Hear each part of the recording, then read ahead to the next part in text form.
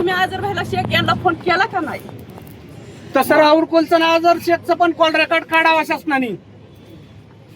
ऐका, जनतेचं मत आहे एवढी की आमचे विनंती केली आमदार की मी तुमची आमदार हे बहीण आहे. नसावे, त्यांनी बहीण राजीनामा द्यावा. तुम्हाला बोलते, म्हणजे ही जर आजर जनतेतूनच जर भाई, भावना बहीण उद्भवत तुमची असेल शेजार राहिली. तर त्या आमदारांनी मला नक्कीच तेवढं याच्यावरती मुलगी विचार आणून करावा.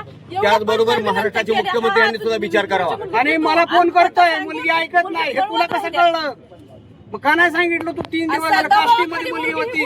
सगळं आम्ही एसपीला DYSPला सगळ्यांना कॉल केलं. बोलण्यावर समजतंय पोरगी पूर्णपणे दबावाखाली आहे. दबावाखाली पोरगी बघत नाही. कुणी पण तिची मुलाखत घ्या.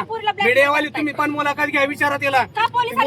मुलगी काय सांगते? माझं 9 वर्षापासून प्रेम संबंध होता. आता काय बोलती? माझं 1 वर्षापासून आहे. आता थोड्या वेळ माझं महिन्यापासून होतं असं बोलत. विसंगती निर्माण होते.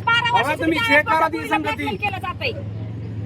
पुरीची आई स्वतः सांगते 40 पोरगी 12 वर्षाची 40 पासून पुरी तिला हे कसं 12 वर्षाच्या मुलीला तिची आई किंवा आजी टॉयलेट होती.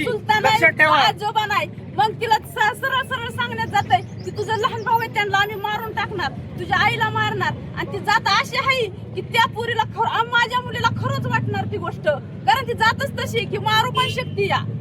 त्यामुळे ती दबावाखाली जिहादचा जाणार. ह्यांनी आता प्रकार आपल्या केला या. भावंडाला उद्या कोण आहे, त्याच्यामुळे ती मुलगी त्या लव दबावाखाली जिहादचा जाऊ प्रकार शकते केलेला आहे. त्यांच्यासाठी.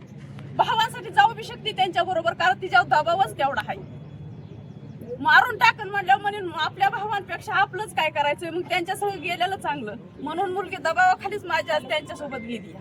भावांना मारण म्हणल्यानंतर, आईला मारण म्हणल्यानंतर काय मुलगी राहून म्हणजे असं करायचं या. आज आमच्या चेहऱ्यात सुद्धा बघा नाही. राजीनामा द्यावा. त्या घटनेमध्ये राहुल कुल सगळ्यात जबाबदार आहे गोष्टीला. त्या माणसांना सपोर्ट करतात राहुल कुल. राहुल कुल, राहुल कुल.